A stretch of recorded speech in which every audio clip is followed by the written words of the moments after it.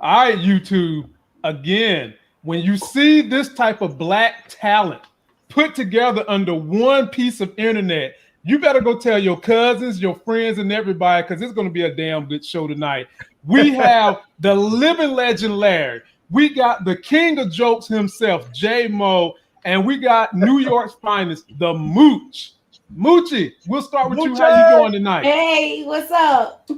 And then we'll go down to the Shy. How are we going to do a show about the Shy if we don't invite the Shy? J Mo, how you feeling, my brother? Hey, I'm all right, man. I'm hanging in there. Glad to be here. And the show, The Shy Season 4, it does have it looks like it got a lot of promise, And one of the things that I've been looking forward to and always is like the young kid's journey. Cause like, man, when we was young, man, life was crazy, fast. So much stuff happened. And, they focus a lot on that. Not to say the other people ain't, got stuff too. But, you young, dumb, and you doing so much so fast. So it's good to see that. Yeah. Although they are changing up a little bit. Like, I could have swore Kev popped drunk ass Ronnie when he was like 10. Now he's scared of the cops. I had a problem with that. I had a problem with that. Like, you traumatized with Kevin's whole thing. Well, we're gonna get there. My brother Larry, how you feeling tonight? I'm good, man. I want to know if J Mo's gonna keep coming back when he becomes a big star. Hey, I doubt that'll be me being the star. But I don't doubt it. Soon, man. I'll always come back. But the star part, I don't know about that one though. But hey, I appreciate the wishful thinking. You gotta put the good energy out there, man. Gotta put it out in the universe. Hey, I'm gonna catch it. Exactly. and man, so I'm doing well, man. I'm doing well. So just hanging in there. I see Mooch has got her new do going with her curly cues. She's got the nice fashionable glasses, looking like she should be in Sex in the City. What? Look, she robbed Shannon Sharp closet, took his glasses. Look at her. Got it all. Shannon Sharp. Took him out. But ladies and gentlemen, even though this review is about the Shy, I'm here to tell y'all the best show over the weekend was not the Shy. Nope. The best entertainment on TV was The Godfather of Harlem, which we will be reviewing on Wednesday. So don't tune us out. We ain't forgot about it. It'll be back on Wednesday. I want to know how we're going to fit Run the World up into this schedule. That's tomorrow night. That's tomorrow. Okay. Yeah, that's tomorrow. Larry, you trying to come for that too? Man, I'm trying to come through, man. I'm always trying to come through, man. You know how we do.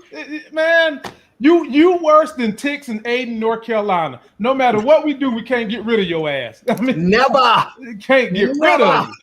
That's a good problem to have. It is a great problem to have. So, ladies and gentlemen, let me shout out the crowd.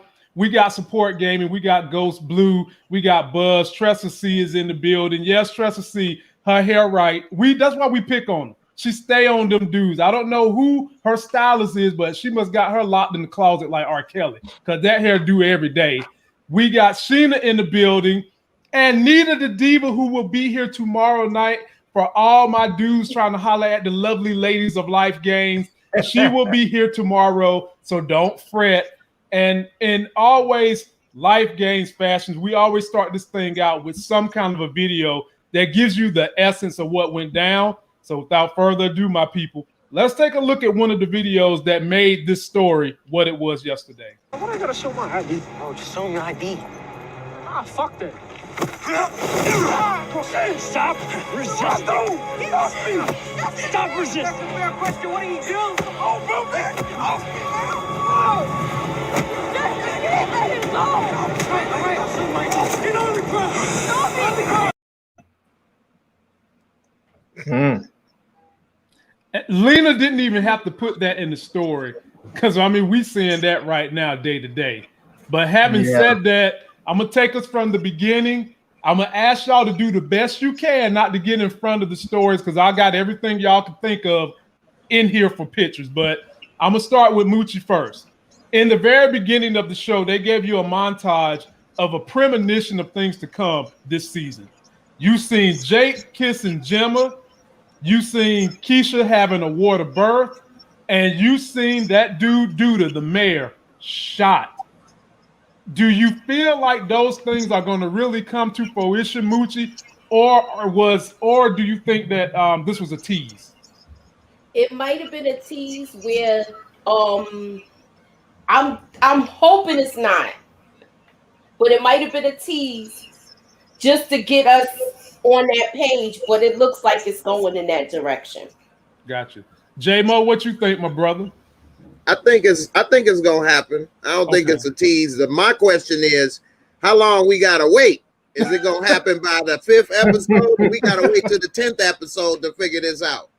You know, right. So that's where I'm more at. I hope it's more closer to the 5th episode. I don't want it to be another Lucius Lion and Cookie, and then we don't know what happened. I know. You know what I'm saying? No, look here, man. Who they done shot, man? They didn't shot me. Never find out, man. No, he didn't pick on. No, he did.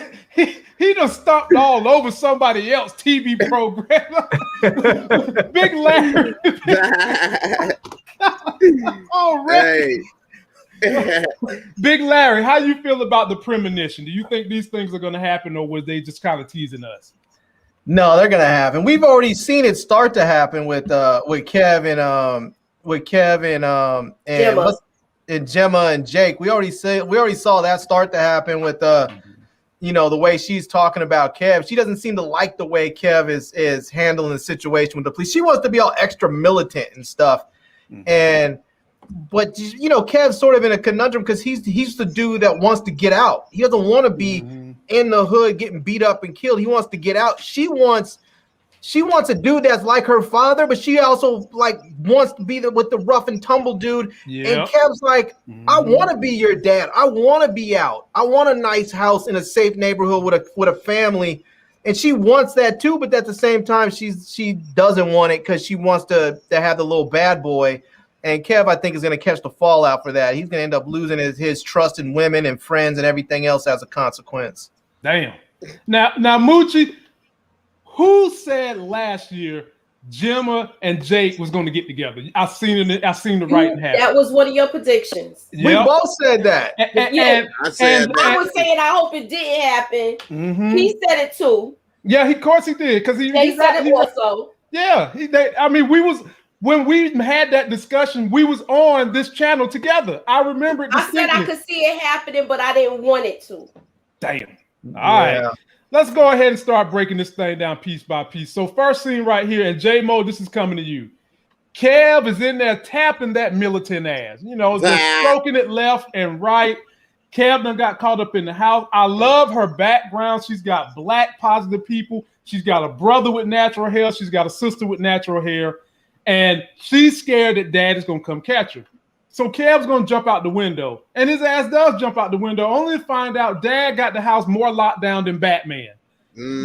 J-Mo, break down this first scene for us. And what was you thinking as they played this out?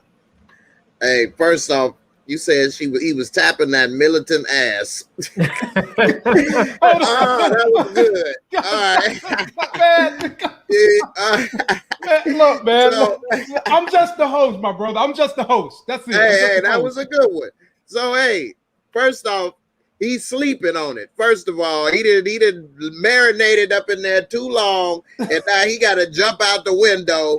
And you know what I'm saying? It's getting good to him. You know what I'm saying? And he done got a little wee wet. He don't know what to do, and he making promises he can't keep. And one thing, like I even told my son, just because somebody don't say nothing, don't mean they don't know nothing. So he thinking that he made it clean and jumped out the window, and he like, oh hi. Dude looking at you like, man, you think you slick. What'd he say? This Negro think he's slick. Like, what?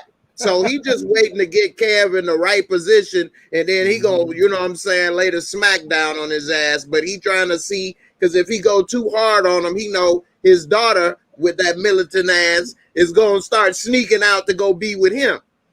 So he gotta do it and play it right so that he can end this, you know what I'm saying, the correct way. And the problem, I think, with her is that she want to be with somebody like Jake, but that's because she ain't seen enough of the hard stuff in the street like they have. You know what I mean? So it's still like she want a bad boy, but you know she still want him smart too. And like Jake checking all those boxes, and then you know Kevin gonna be heartbroken, like we saw, like you said in the first scene. He wasn't even ready to fight for his love. He just ran away crying. Right, man. It was rough, bro. It was rough. Living legend Larry. Break that scene down, and I want to expand on something else that happened in this same scene. So, as J-Mo said, Daddy didn't say nothing. Daddy know what's going on. But what I think happened was Daddy kind of likes Kev. Daddy sees a little bit of himself in Kev, and he didn't go hard at Kev. My brother, living legend, what do you think about this scenario? Yeah, I think the dad's in a tough spot because he knows that if like J-Mo was saying, if he goes too hard on his daughter, the daughter will push back and they'll just start sneaking around. They already go to school together. They're just, you know, there are some people who truly believe, and I know that a lot of black folks don't feel this way, some white folks too, but there's a lot of people who believe it's better to have your kids do what they're going to do in their house under your roof where there can be some monitoring and they can be safe rather than have them out there sneaking around on the floor of some friend's basement or getting it in at the bathroom of some house party or in the back of a car or something like that. It's better to have them in their own space where they're safe. And so you may not like it, but at some point you have to ask yourself, what's going to be, they're going to do it anyway. So what's the best solution? And I think the dad, like you said, I think the dad really likes Kev. And I think when he looks around, the dad's not dumb. I think when he looks around, he realizes what her options kind of are. Like Kev is a good dude, you know? Yeah. And he's probably thinking she could do a lot worse. And I think he's about to find out how much worse she can do when he hooks up with Jay. Right. You know? That's true. Hey, and that was an excellent point, Larry, what you said, because my parents used to say that to me, you know, and, you know, about rather do it here than out in the streets. And, you know, I know people that was getting it in the alleys. Yeah. Hey, I'm gonna tell y'all a story. I got it in everywhere. The alleys or the staircase. I hate. He says an alley. I hate to tell y'all a story. Let me make sure my wife and the baby can't hear me. But in Greenville, North Carolina, ladies and gentlemen, we used to have a place called Sports World for skating. You want to know where your boy lost his virginity? In the back behind the alley at Sports World. But I digress. Oh my God. The chick took it from him. Mooch. What do you think about this scene? She took it. With the scene, he saw the camera at the last minute, but you know he was already at the door. He already knocked at the door once he saw the camera, and then he was like, "Oh, I don't even think he thought everything all the way through like a normal teenager." Hey, you know how they do. They don't think things through. Well, right. Mooch, I mean, when somebody put it on you good fashion, it ain't a whole lot of thinking going on. It's reacting. The darker the berry, the sweeter the juice. Oh, Lord. Godfather Harlem. He had a whole bushel of berries. Hey, I ain't mad at him, though. He was marinating in them berries. I ain't mad at him either. That juice was more like Kool-Aid. It was so sweet. Hey, man, I got to be mad at him because, J-Mo, how the hell you going to want to marinate in the berries but don't want to give them no freedom? So I got to be mad at him. You're right. I got to be mad at him. 100% right. You're right. I feel like him and the father also have a good rapport. Right. Okay, I agree with that. And he might be just sucking up to him, agreeing with everything he says. Just to how you say? He just to get on his good side, but that's kind of pissing Gemma off. Right, yeah, because like she feels like he's sucking up too much. And see, I see it differently. I don't think he was sucking up at all. I don't think he was sucking that's up how either. When they were having a conversation at breakfast, she did see it like that. Yeah, she see it that way. Yeah. See, I don't think Kev's doing that. I don't think she sees it like that. I think really what it is that the dad likes Kev because I think he sees a lot of himself in Kevin. Kevin's likes the dad because he doesn't have a dad, so he doesn't have that real role model to look up to. And I think he looks at this guy as like, you are what I want to be one day. You have the things that I want to have, the family, the house, the career, the safety, the security, all that. And when Gemma asked, when the dad asked that question and Kev gave the answer and Gemma was sort of looking at him sideways about it, he gave an honest answer. And what Gemma realized is, oh, I went and got a dude that I thought was going to be sort of an edgy bad boy from the hood. And really what I found was my dad.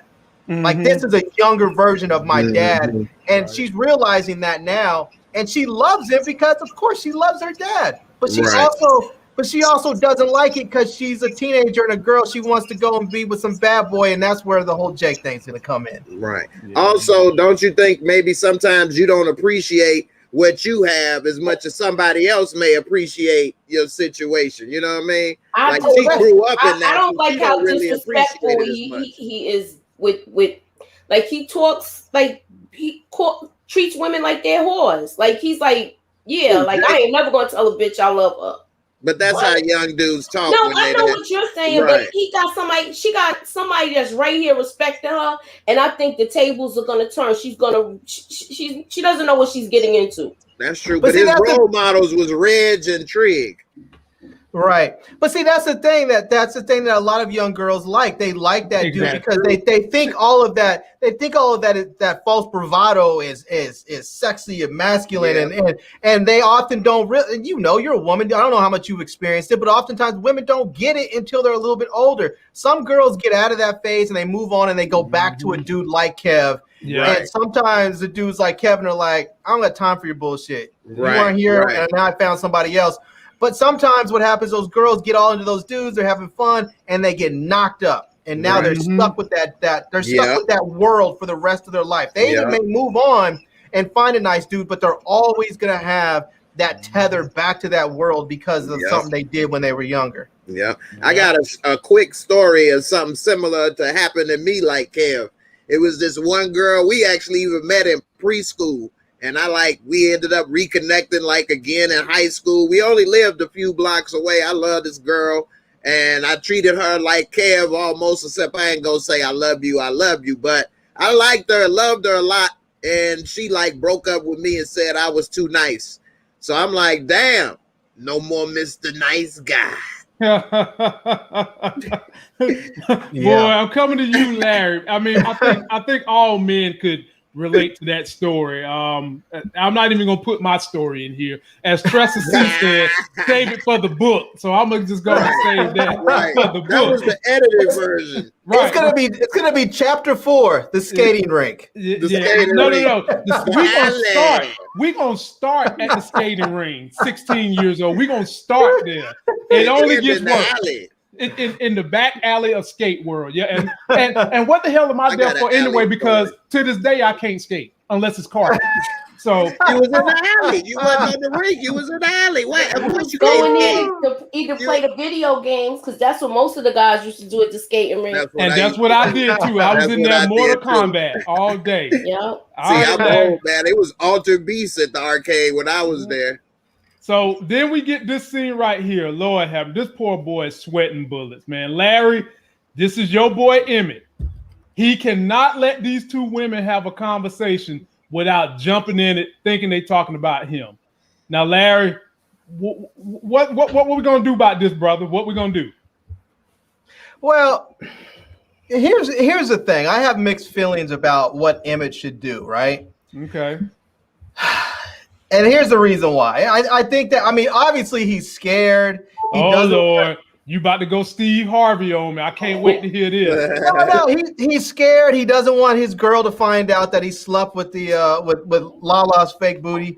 And so he every time they have a conversation, he's thinking that something's going on because she already told his dad. So now he's afraid, she's gonna mess around and tell my wife, and so I think he's nervous, and I think he should, on one side, I think he should tell Tiff, because, she's up there working with this girl, having drinks with her, smoking with her, eating edibles and all this stuff, being friends with her, and she's thinking, oh no, they're not sleeping together. In fact, she's sleeping with Emmett's dad. There's no way that anything's going on.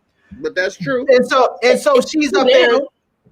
So now she's up there, and when because it's not a matter of if she finds out. It's just gonna be a matter of when. When she finds out, she's gonna feel like a complete fool who's been used and played, and it may be at the point where there is no coming back for Emmett and Tiff. And so I think it's best if he tells her now, if he does the telling. If he tells her and he's honest, there's a because she's been mad at him God knows how many times. It's not like she doesn't know how to forgive him, and she might be able to do it. But if she feels like everybody around them knows and everybody's been playing her, then she's not gonna have any love left for him. She's just gonna be like, I'm done with you. I understand you messed up, but you left me out there looking like a fool, and you didn't have to do that. You know, Moochie, I'm coming to you now. So he's got this business with Dom, and now Dom about to go in business with Tiff. Now I've always learned, and I've learned the hard way. Sometimes you don't want to be mixing business with pleasure. So Moochie, where you gonna go with this? Should the pleasure and the business continue to mix, or should I don't know, for some reason, because of the writer who she is, I think her and Lala gonna end up messing around, and that's how he really gonna be hurt. What? Whoa! Yes, I don't know why I keep seeing it's gonna go left, yo. Whoa! It's gonna go left. See, that's why when Harlem, Queens, and all the 5 boroughs of New York speak, I listen. She done said we about to get some lesbian love between. Just because I if that happened, he all good. He might as well go ahead and be the meat between that meal. But his daddy's too. His daddy involved too. See, Tiff is gonna hurt me. It's people in the chat saying that. Look, I don't know. For some reason, this whole episode gave me threesome vibes. But I don't want to get too far ahead, but we're gonna come back to it later, which was one of my questions too. But it wasn't just threesomes. It wasn't just threesomes. It was betrayal. It was all these relationship betrayals. To me, it was threesomes vibe. No, because I can see the Duda part of threesome. They're not threesomes though. It's betrayal, because it's not like any of them are out there trying to have this consensual 3-way relationship. It's about like Kev and Jake. It's about betrayal. Oh, yeah. You know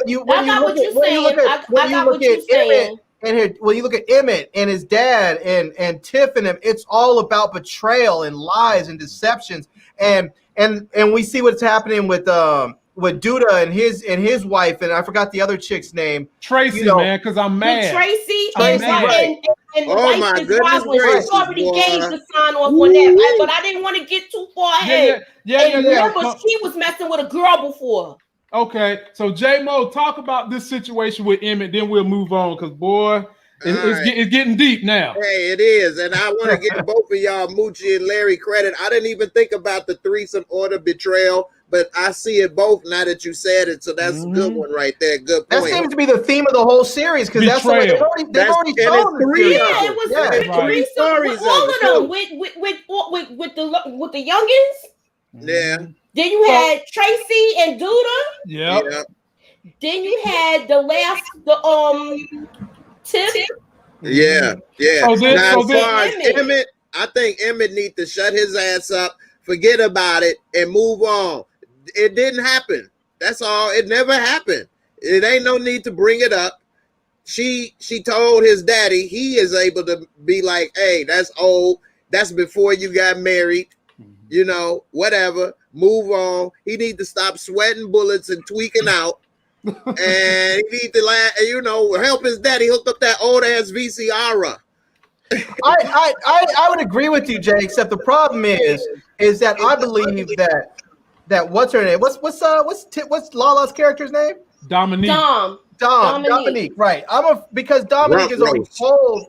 Dominique's already told Emmett's dad. She could have just kept it to herself and let it go. Neither one of them have an interest in letting anybody know. So both of them could have just kept it to themselves. Instead, she went to go tell him. And because she did, I am of the mind, I believe she is like, I'm the type of person that's going to be truthful and say everything. Don't take the filters off. So I think that once she becomes closer with Tiff and becomes real friends with her, and maybe when they go into business together, well, the flashback showed she's going to be like, I feel bad, And I feel like I have to tell you this before we go any further because I don't want you to find out and then hate me. So she's going to tell her, and then it's just going to blow everything up. Yeah. Either that or they're going to make the edibles there. I think Emmett's going to tell on himself because that guilt is really messing with him. Yeah, she say you've been acting different ever since we got married. And when you see in the very beginning, you can see Dom and Tiff have a little look, and it ain't a happy look. So it looked like she probably told. Then we see she telling her new daddy what done happened. But like somebody in the comments said, they surprised the dad was cool with it. What he gonna do? Give him a whooping? No, because look, she got that daddy. She got that daddy nose wide the hell open, and I'm trying to understand how he's supposed to be an old school player from the Himalayas. And he done tapped that plastic booty, and she got him wrapped so hard he wrapped his ass talking about marriage. Boy. Yeah. But he's like that though. That's what he does. He is the time getting married. That's what he does. He marries him. And then not only that, is it me or do you think that he's messing with Emmett to make him like? It just seemed like he was poking him with it. Yeah, he is a grown man on the grown man level, and Emmett still got immaturity.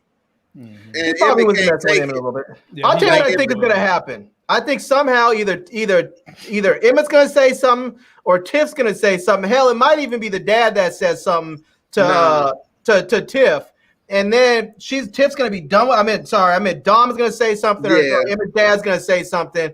Maybe Emmett says it. Tiff's going to be pissed off. She's going to leave. She's not going to want to come back.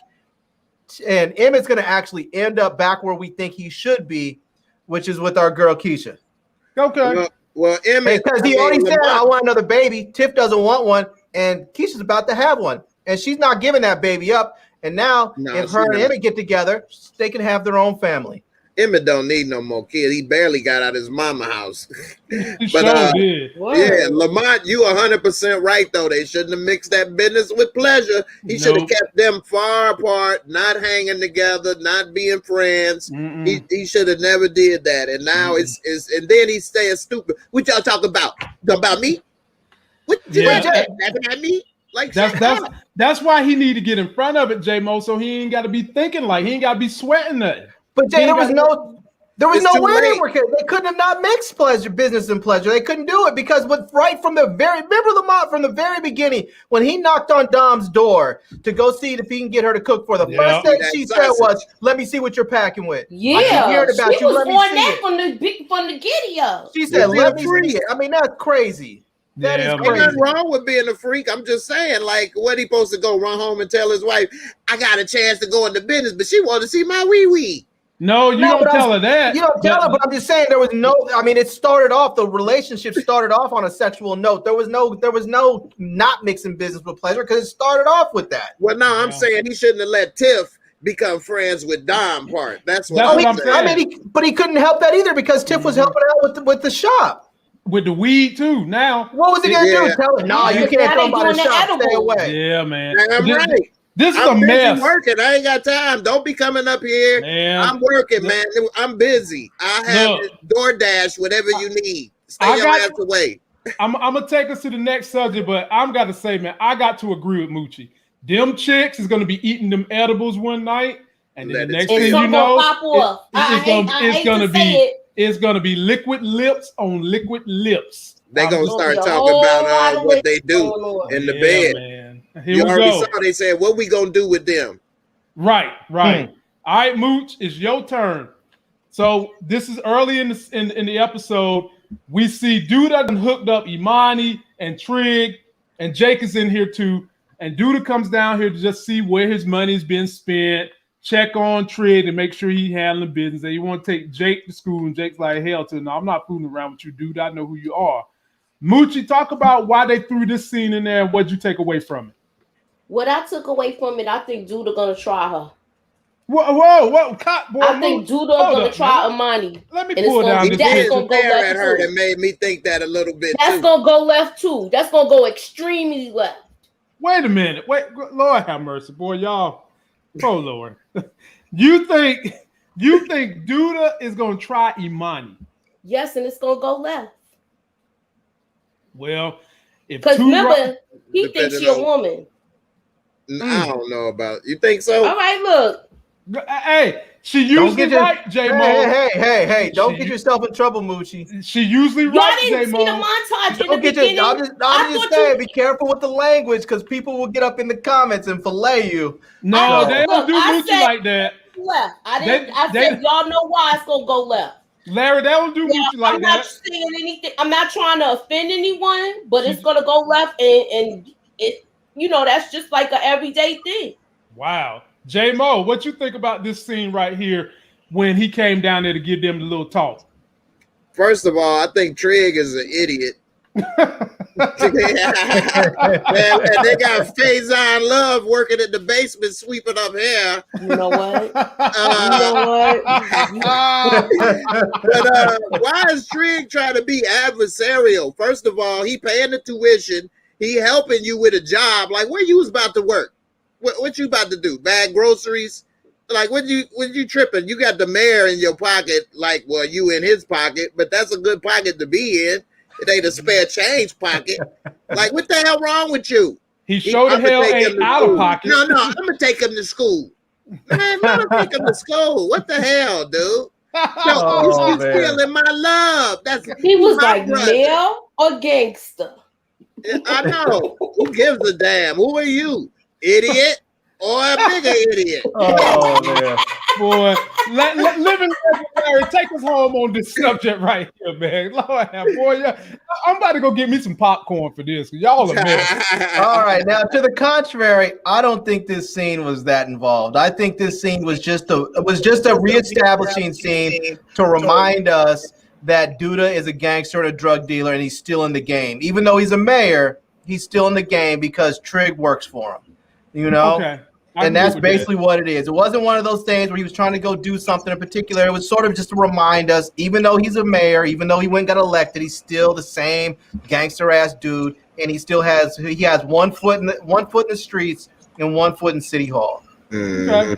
He don't have any security around him to be the mayor. I ain't never seen that.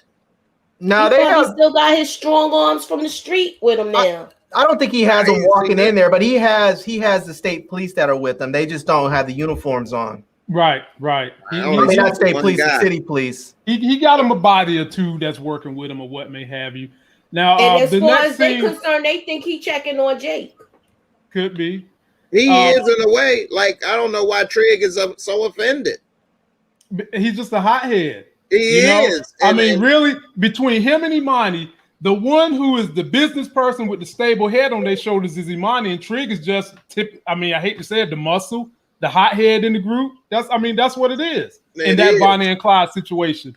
Coming to you next, Larry. This scene has no significance I want y'all to talk about, so I'm gonna just tell you what it meant to me. I'm looking at these comments. Look, check this out. So Tiff is helping Keisha, my favorite female character on the show, pick out an outfit. And at the time, we didn't know that she was staging herself to be putting the baby up for adoption, but she is. And I brought this up because it's important that we know when all the shit hit the fan with everybody on the Shy, this young lady right here is going to be the one to bring everybody back together. And I just want you, I'm just putting that on the record so that y'all know you heard it here first. The person that's going to bring everybody back together when everything hit the fan is going to be this young lady right here, straight out of Raleigh, North Carolina. Now, for you, Larry, I got this scene right here. Now, this broke my heart. Oh, Lord, this broke my heart. This is Duda coming in here to mess around and fraternize with my second most favorite female person on this cast. Davis. The lovely. And when I say lovely, I mean ain't nothing plastic lovely about this young lady right here. She's doing a nonprofit because she lost her son and she wants to help young black youth. And Duda is coming in there to say, you know what? I want to help you out. All right.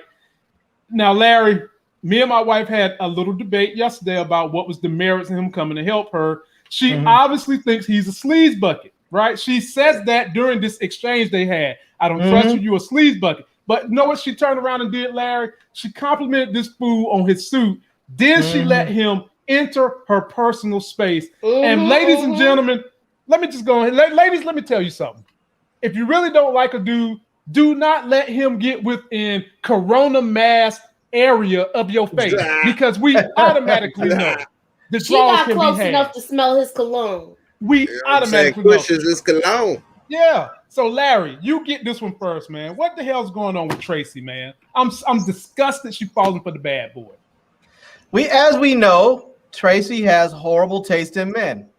And so it doesn't surprise me. It doesn't surprise me at all. You know? But wait a minute. I thought you liked Ronnie by the end of last season. I do, but I will tell you, I liked Ronnie, but I would not have told any woman in my sphere that you should hook up with an alcoholic, homeless dude who lives under a bridge. I would not do that. I don't care how good the dude is. She made him like that. But, you know, she has bad taste in men, and this is just another example of that. And I think there's going to be something that goes down between either her and well, both of them. Maybe it becomes some sort of, polyamorous relationship they enter into or something. I don't know, some sort of triad. But I think it's going to be the reason why.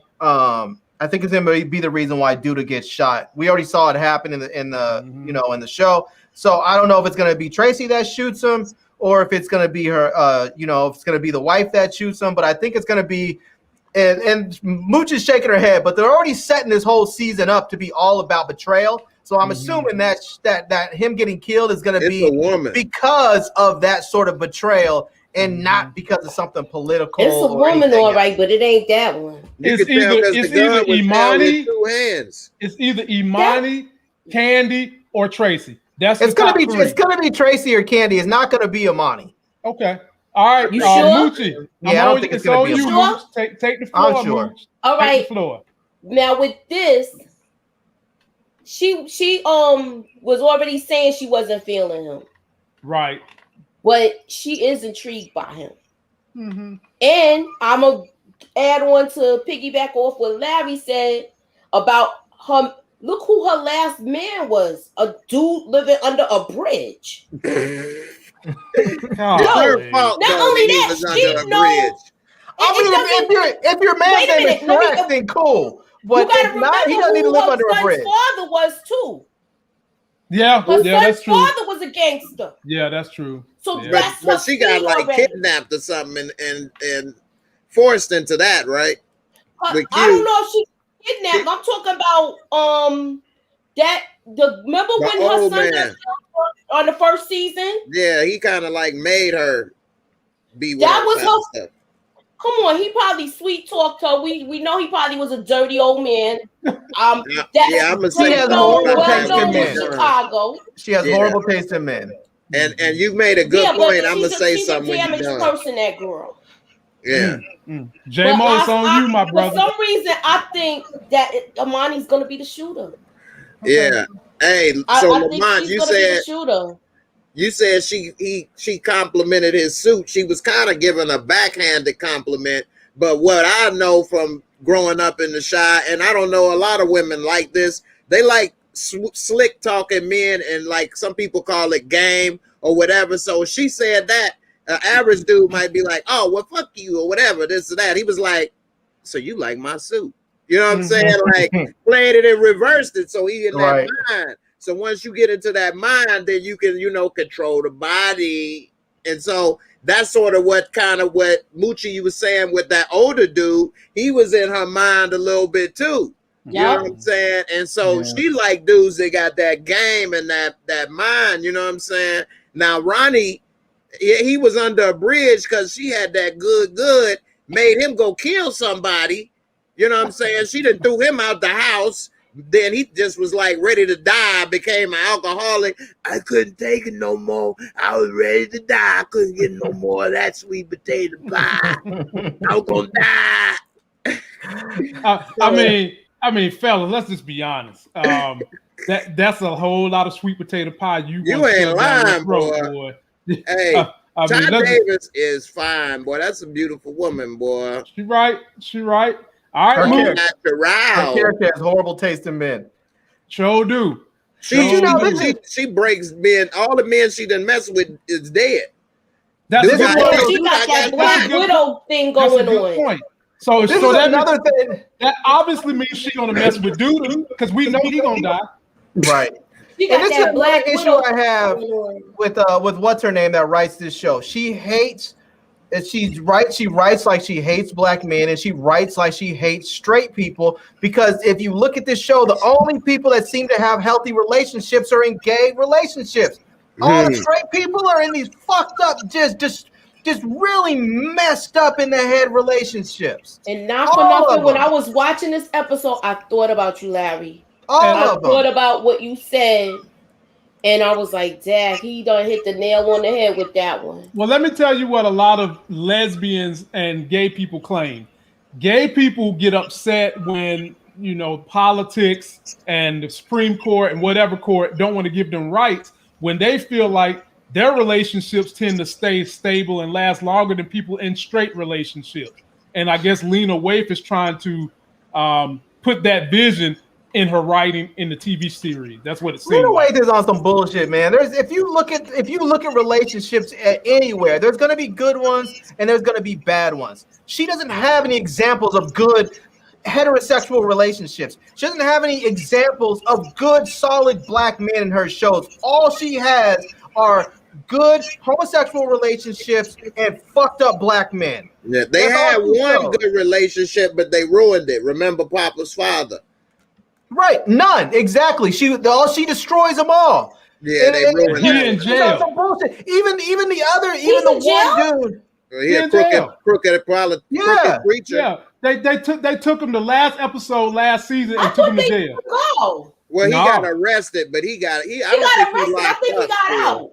Yeah. Okay. I mean, all the relationships are terrible.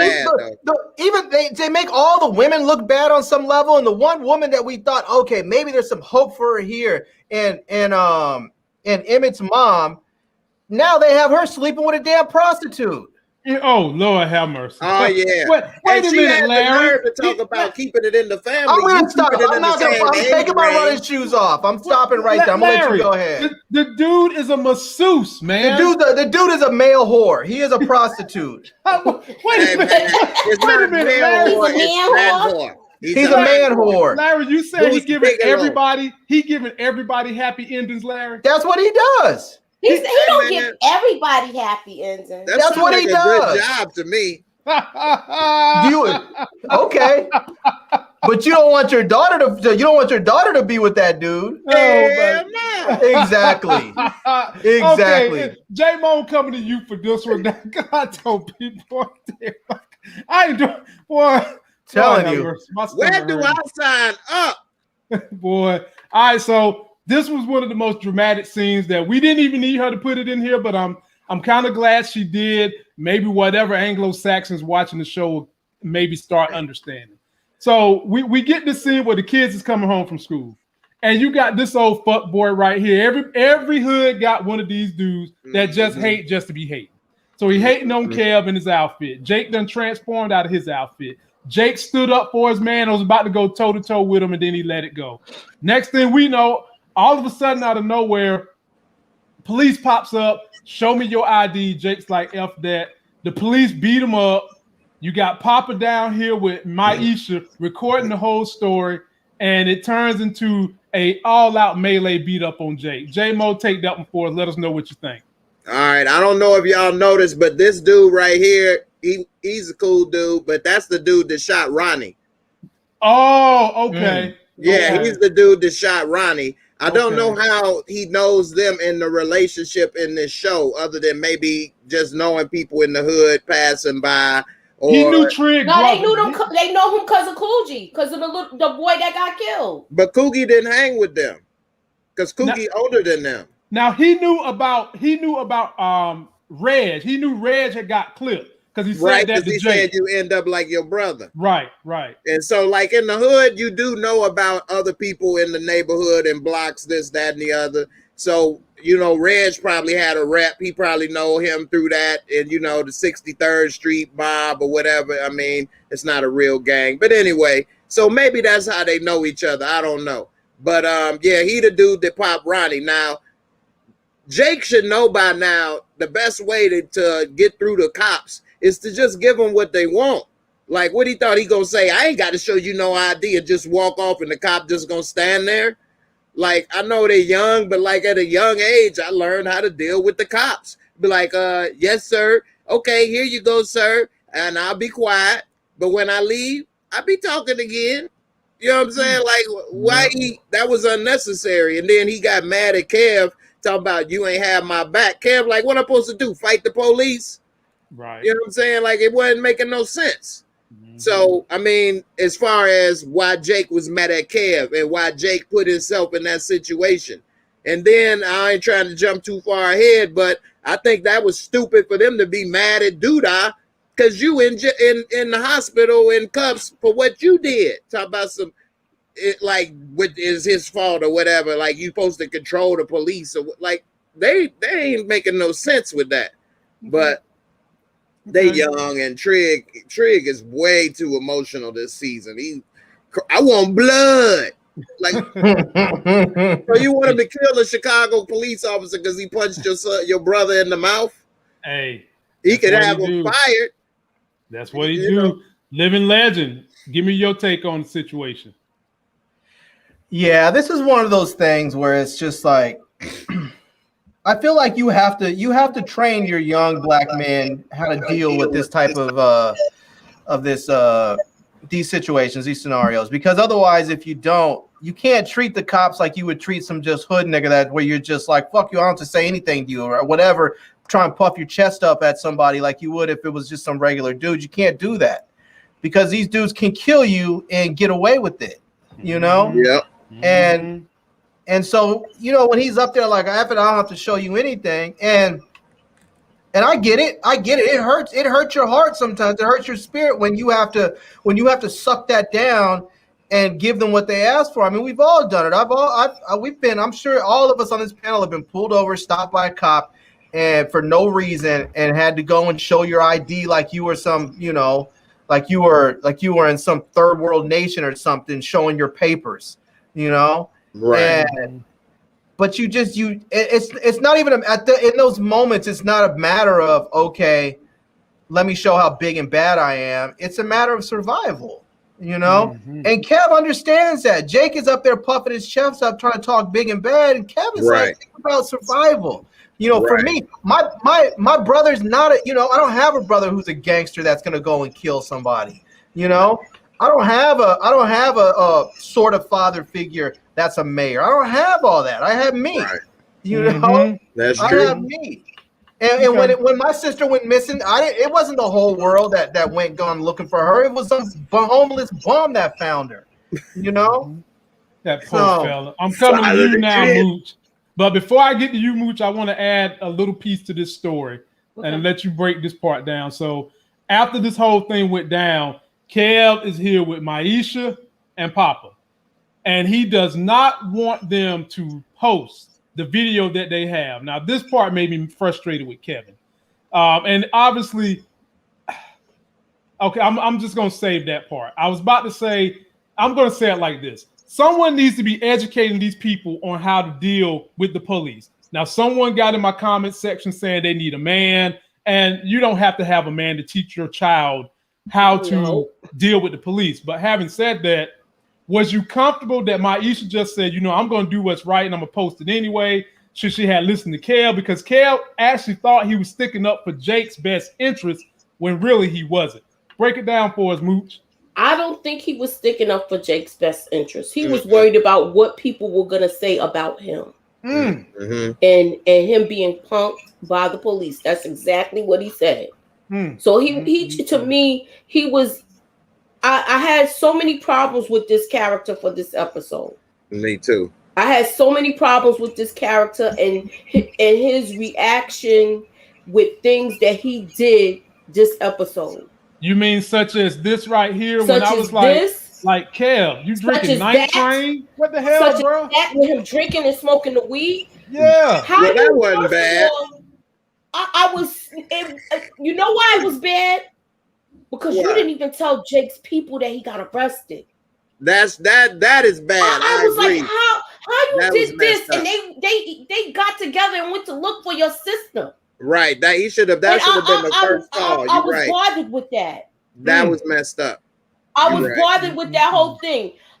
Yeah, okay, you might have had PTSD, but nah, you didn't even go home to tell your mother what happened. No. Well, I wouldn't. And I had a problem. I had a problem with that whole episode with how they had him react to things, especially if you're gonna shoot somebody in one season.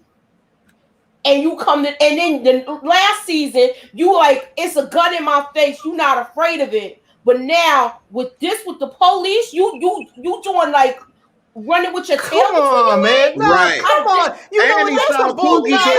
That's some bullshit. That's some bullshit. Somebody in the comment section too is saying Kevin's a punk. I'm gonna stop you guys right there. Kevin is not a motherfucking punk. And unless you've had a cop pull a gun on you and ready to pull the trigger on you, yeah, but he's Kevin's still not a fucking punk.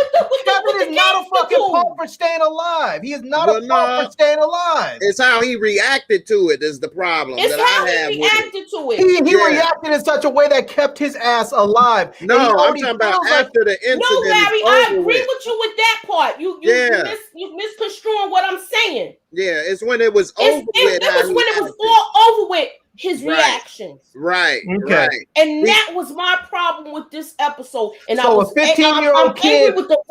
So a 15-year-old kid who just went through a traumatic experience is supposed to be in the clearest of minds to do all of the right things. That's what's supposed to happen. That wasn't the most traumatic experience of his life. He was a kid with a not a fully developed brain and not a fully developed personality and not a fully developed anything because he's a kid. He had more of a clear conscience messing with the gangsters than with after the police. Yeah, because they're gangsters. He knows how to deal with them. That's a part of his normal sphere. He doesn't deal with the cops like that every day. Every day is not him and Jake getting slammed down by the cops. He knows it's a possibility, but it doesn't happen every day. He deals with the gangsters on a daily basis. But you don't go home and tell your mother. You don't go home and tell your mother what happens as soon as you walk in the door. No, I wouldn't have told my mother. You don't go home and tell your boys and men. Hell no. No, I wouldn't have told my mother, but he should have called and told Jake people, hey, Jake just got hemmed up by the police. He got beat up. He in the hospital. I had a problem with that. Then he could have rolled up his blunt and smoked it. You know what I'm saying? This was for you, bro. But you got to remember, he done seen a kid get killed in cold blood when he was like 10. He shot drunk ass Ronnie. He was packing heat. You know what I'm saying? Brandon then got killed. He'd have been around a lot of violence and death. So to see your boy get punched, now you shook up and don't know what to do. Exactly. So what you're saying is this kid has been repeatedly traumatized, and he's supposed to be able to make the best decisions like a grown-ass adult would, but except he's only a kid. I'm just saying he should have called and let him know Jake got arrested. He should. That's the part I was mad about. Maybe he should have, and if he was a grown man, maybe he should have, and if he was a grown man, maybe he would have, but he's not. He's a kid. Man, we would have did that. Hey, look, let me tell you something now. I know looking back on it now, I was wrong.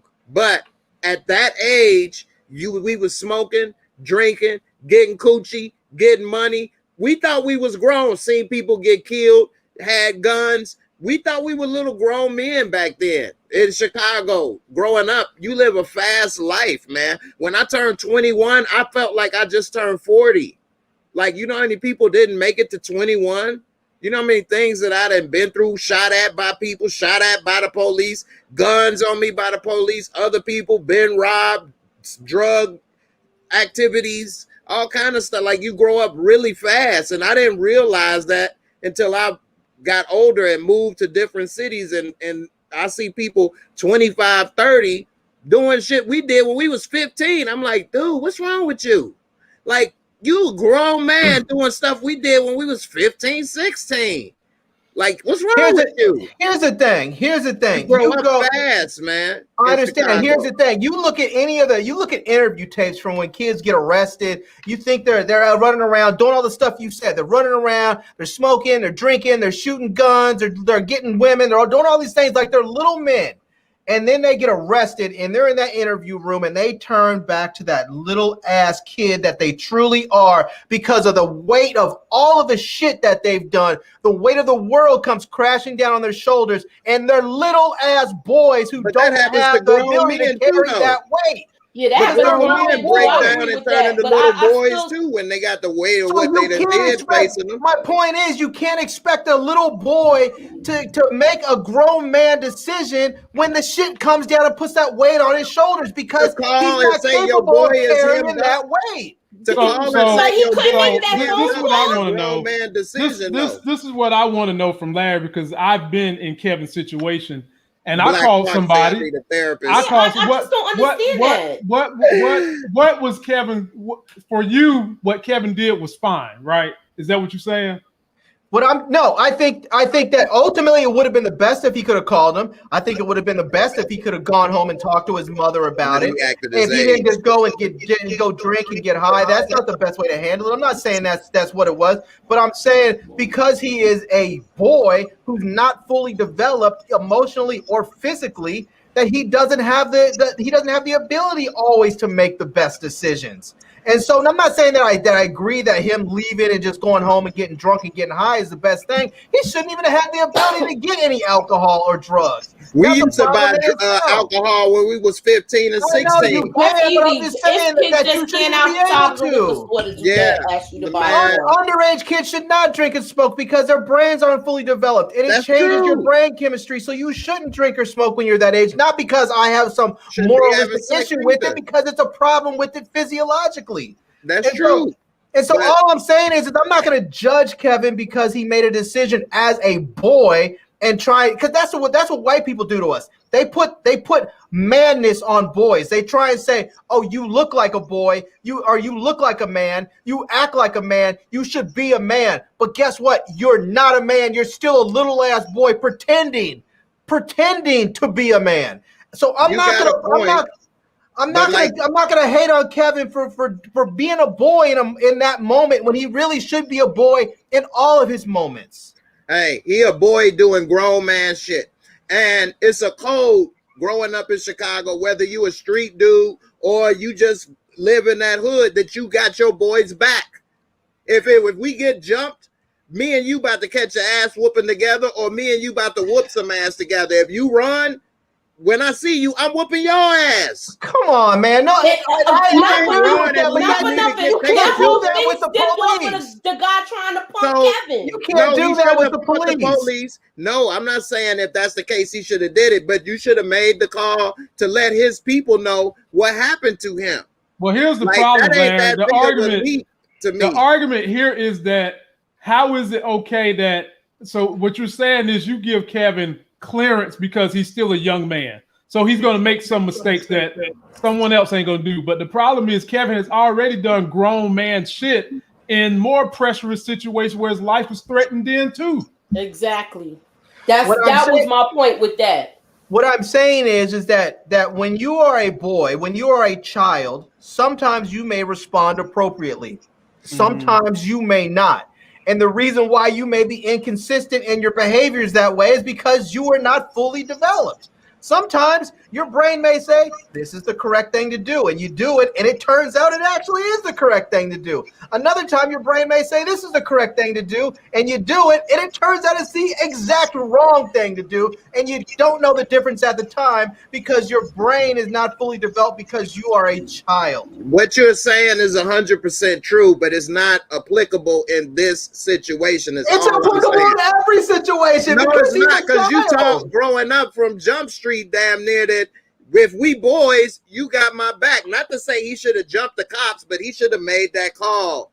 You know what I'm saying? And let, Trig know, hey, Kev, they just took Jake. He got beat up by the cops. He in the hospital or such and such. They just sitting there wondering what happened to him.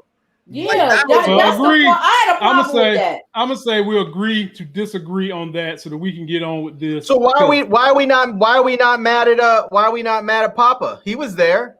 Why are we not mad at my boy like that though? It's always Jake. It's all three of them because now I am personally not about to let y'all venture out into all this other sidebar. We're just gonna stop it right there and keep the show going. Let's take it. No. We're not. This is not summer vacation. Everybody ain't getting in the Tesla. No, I only got enough room for 3 folks today. No. All right, Mooch, I'm coming back to you now on Keisha's situation. Bam. So we know Keisha's putting that baby up for adoption.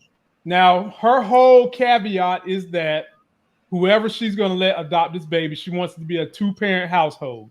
Now, keep in mind, she said 2-parent. I don't think she said husband and wife. She said 2-parent household. Now, she goes here, and this lady, she clearly knows that there's tension between this dude and his wife, and she's just like, hell to the no. Now, this lady was a famous YouTuber or whatever, from what I'm understanding. She pops back up later in the episode to give Keisha some of that famous Chicago popcorn. Garrett's. And tells her the truth about this situation. So, Moochie, will we see this lady again? And do you really believe that Keisha's going to be able to give that baby up for adoption? By the way, before we go, we've got 125 people in here. Can we get 125 likes? And can we get 50 shares too? I much appreciate it. And I'm grateful to all the super chats you guys have sent. Please continue to support great Black content, as we like to do this almost on a weekly basis. Go ahead, Mooch. I believe that we're gonna see her again, because it seems like these two are going to develop some type of rapport with each other. Okay. Wow. Short and sweet. I'm gonna take me a trip. J-Mo, what'd you think about this? I think Keisha doing too much. Like, she talking about my baby need this. It ain't your baby. You giving the baby up. So, like Dre told her, you just got to put that in the hands of God. And even if you put it in a 2-parent household, who's to say they won't divorce next year? Like, it's none of your business. She shouldn't even be meeting the people. Really, she should let her agency decide and do all of that. Because, like, who the hell are you to decide who gets to do this and gets to do that? Because it's going to be you don't want the baby. So why are you trying to decide this and decide that? If you really cared so much, you keep it. You know what I'm saying? Or in Rasputia, you do it. You know what I'm saying? Like, why she talking about some parent, 2-parent, this or that? Like, so J-Mo, let me ask you this: if based on what you're saying, would you prefer her to have just had an abortion? I'm not going to say that. That's a tough situation.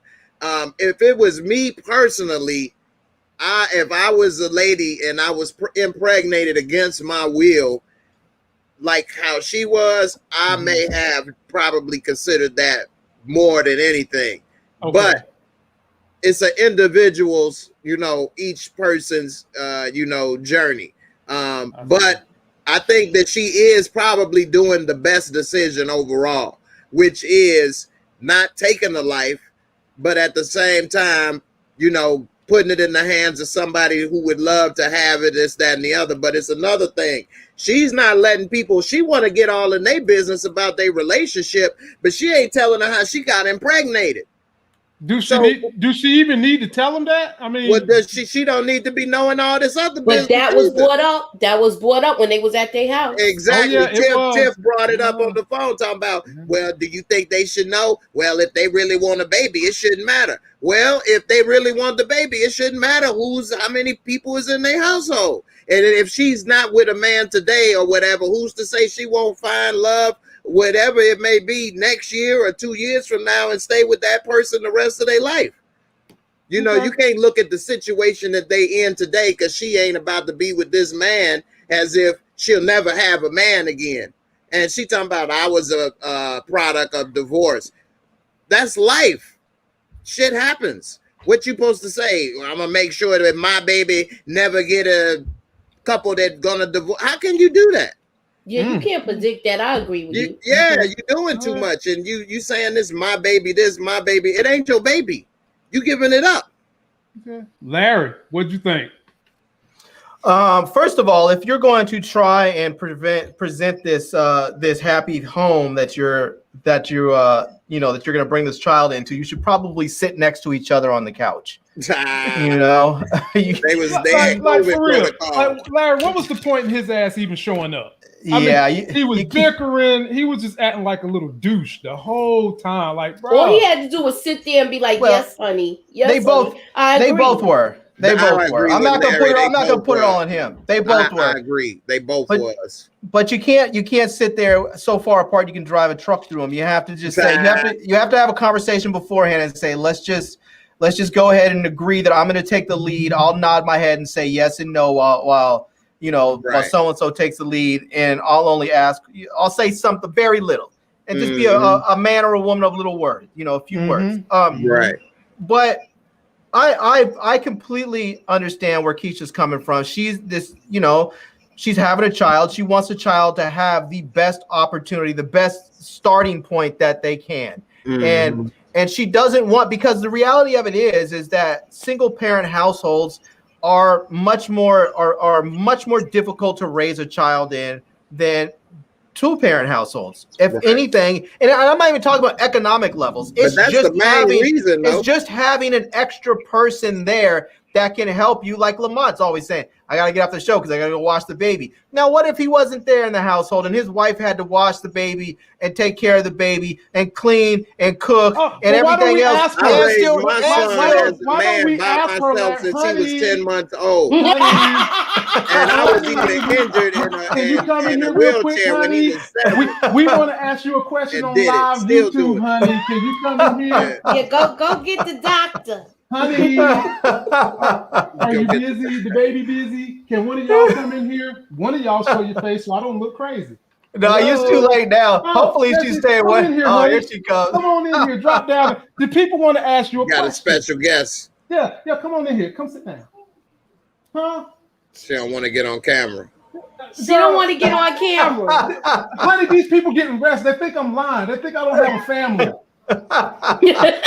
Never mind, she's not coming. But you're right, Larry. It can be more difficult, but and then a lot of people used to just women doing it. I've been a single parent taking care of my son since he was 10 months old, and then I had to suffer through traumatic life event when he was only 7.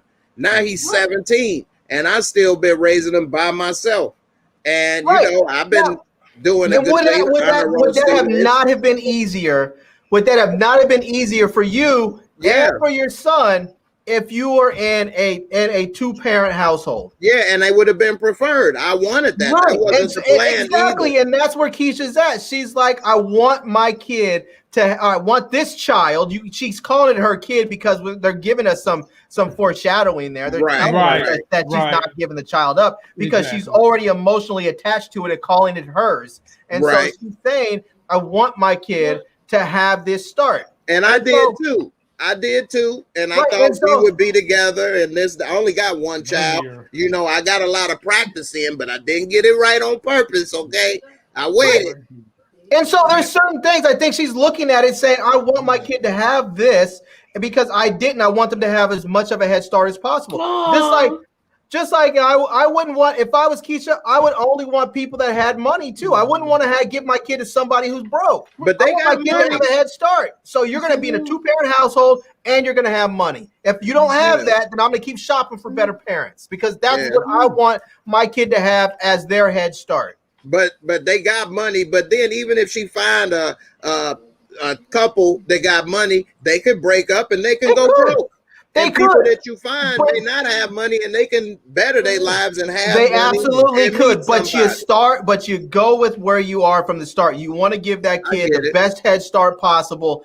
And if the person that you give that adopts a kid goes broke and break up, there's nothing you can do about that. But you give it to somebody who's broke and then they stay broke. And the reality of it is, in this country, if you are born poor and you are currently poor, you are likely to remain poor for the rest of your life, and your further generations forward are likely to be born into poverty and stay impoverished. And so it is best, if you're looking to give your kid a head start, to let a family that has money adopt your child. Right. So, by the way, I do have a family. One of them decided to come in here and say, what you doing? Where you at? What you doing? Man, all right, now, so we're gonna have to speed this thing on up. So we done with Keisha and her baby. Now we're going on to another thing that disappointed me. So I got video clips for this because I'm so disappointed in this woman. It don't make no darn sense. I gotta watch my language now. Don't make no darn sense. I didn't order that. Who the hell is that? That's my masseuse. Oh. So is your masseuse giving out happy endings? That's none of your business. Yeah, so that means yes. You want my husband? It's okay. I don't mind sharing. How she didn't know that her masseuse worked there? You didn't you didn't cover her head up, boy. I remember when my son used to look cute. Nah, hell no. Hell no. Oh Lord, she loves Enjoy them times, boy. I'm gonna give that whole section. We on J Mo. So J Mo, Tracy is in there with Jada, who is getting happy endings. I think Jay froze up. Oh no. Oh, there he's back. There you go. He's back. All right. I always thought it was me. I'm about to say, damn, I thought I had my bill paid. I'm gonna give it to you first, J Mo. What'd you think? Bye. Tell everybody bye, L. Say bye, everybody. Say Daddy will come and see you. Yeah. You heavy. And you walk. You run fast and you on the track already. Go get on. Look at it. Roll it out. Man, life, boy, move fast. Man, let me tell you something. This little girl, she went straight from crawling to running. Straight. I mean, there was no pass go. There was no crawl. When she got off them knees, next thing I know, she darted. And I'm just like, what is that? I hear this. And this chick is running. Like, Chucky. Hey, man. Making room for the next one. Hey, you got move, Olympic track move. star on your hands. There you right go. there. Move. There you I'm go. a 40-year-old man. I ain't got that much energy left. I ain't talking about no making no room for no another one. But J-Mo, break down this scene for me, man. What'd you think? Candy saying you want to screw my husband. It's okay. Man. Jada in here getting drinks from Emmett friend who is doing happy endings. Break it down for me, my brother. Man, it just shows it's a lot of messiness going on. While Jada trying to, cap on Darnell, talking about keeping it in the family. You keeping it in the same age bracket, in the same school with your son. I mean, both of y'all getting your son's friends and leftovers, and you know what I'm saying? Damn, you got nerve to talk, and you got your secret in the closet more so than R. Kelly. Let them find out. Wait till Emmett and Darnell find out about your massages, your happy time. You know what I'm saying? And see what she got to say. She gonna be all embarrassed. You know. You already know. No, Emmett don't know that they still doing that. Emmett know one time. No, he know one time. He don't know this has became a thing. And you know what I'm saying? He showed up at her house. I'm gonna give it to you, Larry.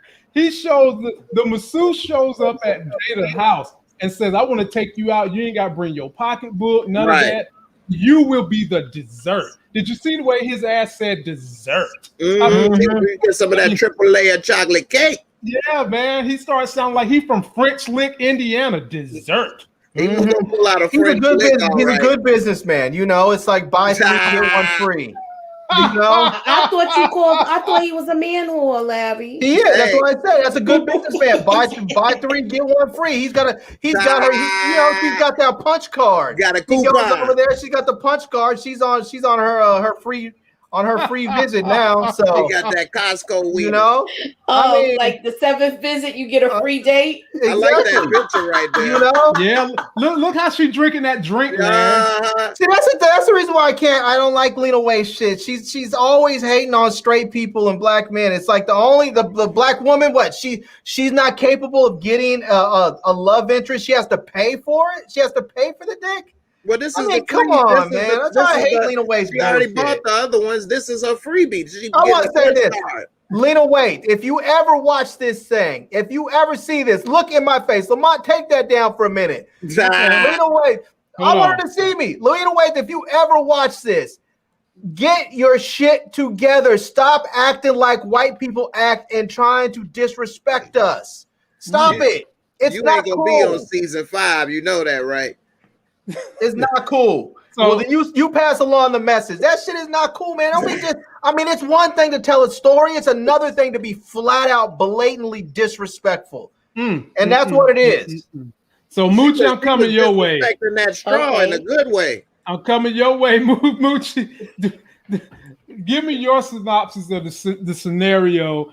And do you think Jada's going to be upset when she find out he giving other people happy endings? I don't know, because it seemed like it's going to go to another level with that. And she's just right now, she's just getting her maintenance done. What? She got her maintenance man coming in, tightening everything up, cleaning out the pipes. What she got, leaky pipes or something? He cleaning out the pipes. He unclogging the pipes. Let me ask you this. How is it gonna?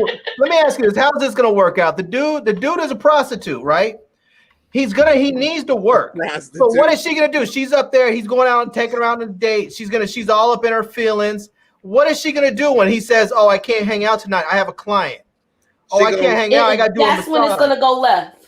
She gonna try to put that wop on him and then make him give up his man whoring business. There's no wop to be put on. Bigelow. What did you say, Larry? There's no wop to be put on that dude. The dude's already slept with her like 29 times. I mean, if it was gonna be put on him, it would have been done already. It must be if he giving her a happy ending every time. Not only slept with her, but got paid for all of it.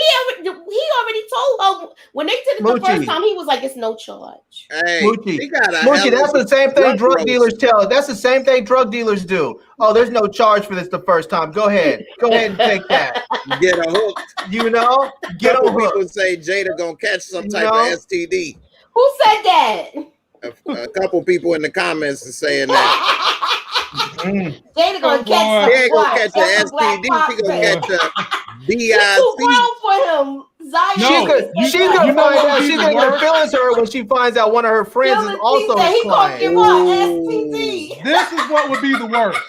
Larry, you're right though. That would be hurtful for her. What Larry said, plus Jada gets pregnant with his kid. You know what? That would be terrible. That's what Dope C said. Facts. And then she'll have a baby younger than her grandbaby. Exactly. Who gonna clean up on aisle 3 all that mess? Ain't no cleaning that up, J-Mo. Hold your uncle hand when you crossing the street. Right. Hey, I was an uncle. My nephew is only like 2-3 years younger than me. I was like an uncle at like 7. Look, y'all going out and playing. Hold your uncle hand when you cross the street. Don't let him. Hold on a minute. Let's talk about how twisted all these relationships are in here. Because let's not forget, we have Emmett that's over there that slept with Dom, and now Dom is sleeping with his dad. But let's not forget that Tiffany fucked this dude too, because Tiffany was the one that gave his mom the business card for this guy in the first place. Yes, too much intertwining. It is. They are messy. It's all in the family, the black version. And the mother said that when she came to the restaurant. It's all, you want to keep it all in the family. She did say that. Yeah, she did say that. But she left out. She keeping it in the same age range. Boy, I tell you what, man, y'all some wild folks. J-Mo, this next one is for you. So we got Duda. He done popped up at the hospital. Jake is handcuffed. Trig is in there going nuts, wanting to go get some street justice. When Duda wanted to get regular folks justice, and he forces this cop to unhandcuff Jake. Talk to me about this scene, my brother. What was you thinking? And then we get to the last scene of the night. I think that Jake and Trig is on some bull. Like, why are they mad at Duda for something that Jake did? Duda had nothing to do with it. You should have been like, you should have been snapping on the police. You know who this is? Right here, this the mayor's son. You wait till he get here. Your ass is fired. That's what I'd have been doing. Not talking about what you doing here. I don't want you. Are you nuts? Like, you got nothing to do. If he's not here, y'all are screwed. Like, you all should have been happy and appreciating that you got an ace in the hole like Duda. Like, are you a damn fool or what? And Trig was so emotional and crybaby-ish. But he supposed to be hard. He was getting on my damn nerves in that scene, talking about some I want blood. And he actually said that loud enough for, somebody to hear. And and you telling that to the mayor, what you think he about to say? And he said, I don't like this either. What you gonna do? Suspend them with pay? No, I'm gonna kill him. Like, what you thought he gonna say? Like you ain't understanding where you at, what you're saying, and the gravity of the situation. I do like that they calmed their ass down a little bit when he said, take them cuffs off of him. Do you know who I am? Take it off for. I had you busted down the crossing guard, biatch. You know what I'm saying? Straight up. And so they calmed down a little bit, but they should have never got all up in arms and had their little you know what I'm saying, Speedos in the bunch. Because they was tripping, man. I would have loved to have had the mayor. Do you know the mayor of Chicago? That's like the third largest city in the U.S. Yeah. The mayor of Chicago has notoriously been, you know, ties to crookedness, which ain't good. Right. Chicago, a crooked politician city. I don't know what, you know, Mayor Lightfoot has going on, but, you know, anyway, up until I know now, what she got going on. Y'all done stress her ass the hell out. Hair falling out, eyes bugging out. Every time they show her, she like she's in a catastrophe. So y'all need to get some things fixed down there. Her hair is great. You right. What she needs is out and everything. What she needs is a tailor. She always looks like she's wearing these suits that are like 5 times too big. I'm like, man, Larry, she looks at a tailor. Larry, she looks stressed the hell out. And Larry, it's your turn on this one too, my brother. What do you think about? I'll just say one last quick thing. Mayor Daley, who the Daley family like was mayors, his father and him was mayor of Chicago to combine for like 50 years. He had a net worth of $100 million. What? So the mayor? The mayor. The mayor. The mayor, right. So what mayors have a net worth of $100 million? You can check out Richard M. Daley net worth, mayor of Chicago. Like Mayor Bloomberg had more than that. Yeah. He had his own damn channel. But Mayor Bloomberg is billionaire. Wasn't politics only. Like Mayor Daley only was politics. That's it. How you making $100 million? It's a damn shame they ruined the black man in Detroit who was as crooked as they was, and Daley got away with it. Crooked like the letter S, right? Crooked letter, Mississippi. I can't wait for her to come back too. That's the S. Don't get on it, Larry. This scene here, I mean, it seems silly to me. It's one of those things where Trig is just so dumb. I don't like his character. He's just dumb. He comes off as like this just in the closet homosexual serial killer, because that's all he does. He's in denial about it. He's in denial about his sexuality. Even Imani even got on him saying, "Oh, you can't be like that if we're gonna be together." Blah blah blah. You know, and then he runs around killing motherfuckers left and right. It's just like he's like this closeted homosexual serial killer. It's just like I don't like him. I don't like his character. I'm just and the thing that's ridiculous for me is like Jake's up there all butthurt because he saw Duda stomp a dude's head in and shit. I'm like, what do you think your brother's doing? Right. What do you think your brother's running around this town doing? So you saw Duda stomp a nigga's head in. So what? You think your brother's doing anything better? Right. And he saw Reg do it. And I was just gonna say that. Yeah. I didn't understand that part, but I was like, it's just silly. It's nuts, man. It's nuts. Moochie, I'm gonna give it to you, then we're gonna move on. Give me your thoughts on this situation. I feel like when they went, Trig handled the situation all wrong, because that's when he should have been pulling out the ace saying, "Do you know whose son this is? This is the mayor's son." Exactly. Instead of, "We don't need you." And with Jake, we good. No, you not. You handcuffed to a bed. Yeah, you're beat half to death, handcuffed to a bed, talking about what's good. They sound stupid. Right. Ain't nothing good about that. Now, man. That part when Larry talking about a teenager not knowing how to react to certain things, that's where I agree with that. With him, that was this dumb. Situation. Right. How you good? This is when you bring in somebody like that to you know what? I got somebody for you to handle this. Right. You know what they should have done? But they made Trig act like it too. What they should have done is taken control of that narrative, and what they should have said was Chicago police officers attack and beat a black prep school student who is the son of the mayor of Chicago. Right. That should have been the motherfucking story. It should have been. It should have been. We don't need your help or anything else. It should have been the mayor's son who is a black prep prep school student got attacked and beat and hospitalized by the Chicago Police Department. And that is to the extent for which we have a problem that not even our prep school people. So if you're out there and you're black and you think because I make money and I go to a fancy prep school, you think that you're protected. No, you are not, because the cops will brutalize you just the same. And that's what should have been the story in the narrative. And that's another reason I didn't like that, because I thought I wasn't sure if he was the man yet because the way they handled this. No, he don't have no security. Yeah, I'm like, if he's the man, how this kid was on your campaign or like with your campaign? So when you won, you know he was standing there. Right. Because he was part of you winning this. Well, they had him in the office by himself. And he won, whereas they had Lena Waithe with her whole campaign people giving a speech about how thank you, but we didn't make it. He didn't even give an acceptance speech. We didn't see it. We didn't see any of that. The last thing I remember with who was going to be mayor and who was the thing with Gemma's father when he was getting ready to do the contribution. Right. So you never saw the outcome. So I didn't get it. I was like, oh, he is the mayor when he said mayor or gangster. That's when I got it. But I'm like, is he the mayor or like, I wasn't really sure. They showed him sitting in his office drinking on a little bit of oil. What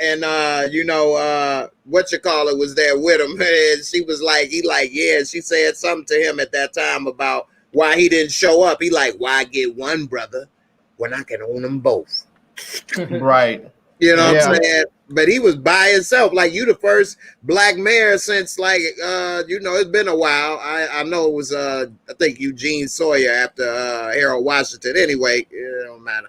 He could have came up, like, that's a big moment. And he's sitting in the office by himself. And another thing that I forgot to mention earlier, Kev was stupid talking about delete the video of Jake getting beat. Why? That's what I said. I had a problem with that. It didn't matter if he I had a problem with that too. If you look at that scene again, there was like 3 or 4 people filming. It wouldn't have mattered if she deleted the video. It was still going to get out there. Right. And Jake was happy when he saw Kev in the hospital, and that he told him that because Jake was mad at Kev because he didn't film it. And he like, well, Maisha did. He like, good. She more ride or die than you. But Kev couldn't have filmed it because he was on the ground too. Which if I was Kev, I'd be like, man, how am I filming? They had me down too. That's like this. I don't know. It's just like that. I had problems with this episode with certain parts. Well, we might have to collab again, maybe Friday or something, because I have to truncate this because I'm being called.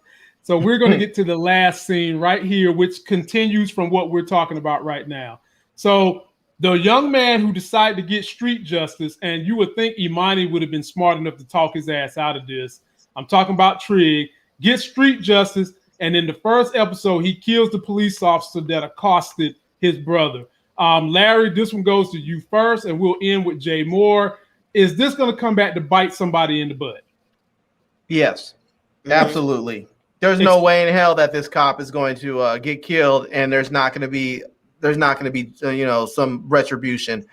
I mean, having seen it, and I'll be honest with you, when I first saw this scene, I wasn't sure who it was. I thought it was the cop, but I wasn't 100% because they flashed on the face so quick, and I didn't go back to watch it again. Well, that's what you got me for. Hey, I got to prove my worth. That's what I got to do. That's what you got me for.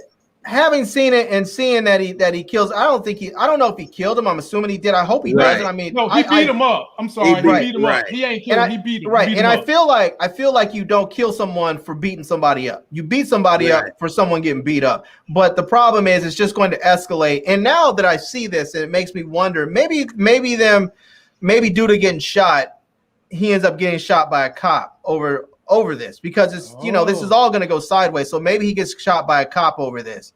But the way they're setting up this whole season with all these internal betrayals inside relationships, I still think he's probably going to get killed or shot. Well, he's probably not going to get killed, but he's probably going to get shot because of his relationship with Tracy. Okay. Yeah, that's right. Moochie, break it down for us. What do you think about the final scene of episode 1? I don't know why y'all surprised. He's like a loose cannon in this one. Mm-hmm.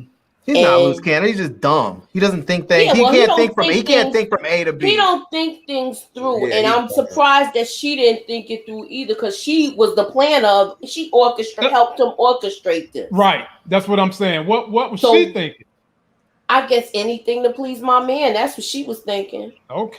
She's a dumbass too. Both of them are dumb. I was just about to say that, Larry. They both dumb. That was a dumb move. I think Duda gonna be mad at them for this. Yeah, what y'all and it didn't make sense to me either. This is Tommy from Power, is what y'all saying. A little worse in a way, because Tommy would have maybe waited a what's the other one than from, the next from day Power 2? or the Kanan? same day. No, not Kanan. The one Drake. that's in Power 2. That's with Tariq. No, Tariq's roommate. Oh, you talking about Mary J. Blige's son? Yeah. Oh yeah. He did a move like that. Kane. Yeah. He did a move like Kane. Yeah. But I think both of them are a bunch of little emotional bitches just up there running around taking people out because they're in their feelings. They don't. What they need to do is go sit down somewhere, go eat a pint of ice cream, relax, think things through, and say not everybody's a gym junkie. So as some people eat pints of ice cream like me, you know. Not everybody, I don't have a 6-pack, I have a 12-pack. But my point is, the dude should have gone somewhere, sat down, relaxed, thought things through, and figured out what the consequences of this would be and how he could better handle it. And instead, just like dude from Power Go, from Ghost Power Book 2 or whatever it is, they make a dumbass decision that's going to have all kinds of serious blowback on you. Because now you're going to be at war with the entire Chicago Police Department. And you can't win that war. I think Duda's going to be mad at them for what they did too. Absolutely he is. Yeah. Because it's not that he wants to stand. That's why it's going to go left. He's not going to want to stand against Trig. I mean, he's not going to want to stand with Trig, but he can't not because it's his son. Right. You know? I think that last scene was kind of dumb also. And for one, why would that cop, it looked like he was in the same hood that he pulled him over, like where, I know a lot of people may not know the geography, but under that train, that's in the hood. So like, why? I mean, it does run throughout the city, but it looked like he in the hood. Like, why is this cop living in the hood? Most cops don't live in the neighborhood they police. And I was just going to say that too. Yeah. And so I was going to ask you, what's the precinct near there? Right. And also how he find him so fast. Did Duda give him that information? Like, how you going to get to find out where this cop live? And why is he jogging at night unarmed by himself? I don't think he had time to pull that piece the way he got it. Man, I don't know. I just think that was a little too perfect for him to just get set up to get beat up. I feel like if you just got done beating up the mayor's son, it's going to be all over the media. They would have said, yo, you need to be on some serious, head on a swivel type business. Like, you need to go somewhere and sit down for a couple of months while we work out the details of if you can stay on the job, or maybe you need to leave and go to a different department, because you can't beat up the mayor's son and not have some consequences come from that. And, and the dude's just roaming around. He's just having a good time. Who the hell's jogging? Who the hell's jogging in Chicago in the snow that time of the night after what you done did? After what you done, after you know what you done did. Yeah, like, he ain't got I'm having a lot of problems with it also. We'll see. So, ladies and gentlemen, hey man, no man, can't nobody afford them markups on treadmills and stuff like that right now. No, hell no, he ain't got. What's that treadmill that everybody was loving with the computer screens? Peloton. There you go. He ain't got no Peloton. They recalled him. They recalled them because babies was dying, getting snatched up underneath them. They recalled the Peloton. They really did. Right up his alley, beating babies. Right.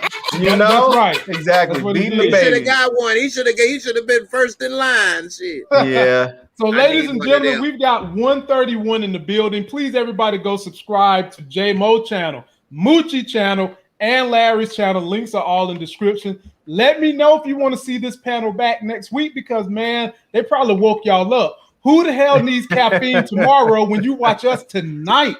And speaking of which, we will be doing Godfather of Harlem on Wednesday, but tomorrow it'll be me, Larry, Mooch, and Nita y'all favorite diva, and I don't know which hairdo she gonna have tomorrow. Y'all got to tune in to see that. She be switching up to her nails and her hair be done. And her face be beat. So y'all be sure to subscribe.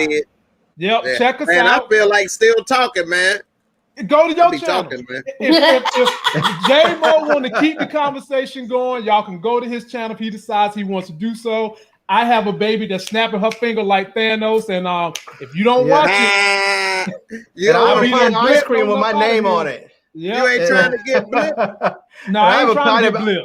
I have a pint of Ben and Jerry's with my name on it. So no blips for me. I do not want to disappear and come back. My daughter 5 years old and talking. No, I need to be here for all that. What if she blips with Daddy. you? What if she blips with you? Where we gonna go? Where we gonna go during the blip? I don't know. Who knows? The multiverse of madness? No, I don't have a Scarlet Witch on my team, so no, we don't want to go to no blip. So, ladies and gentlemen, until that next Sex is Hell video, which will be tomorrow at 9 p.m., we'll see you. Subscribe to these folks' channel. I think I'm gonna go ahead and set it up if y'all want.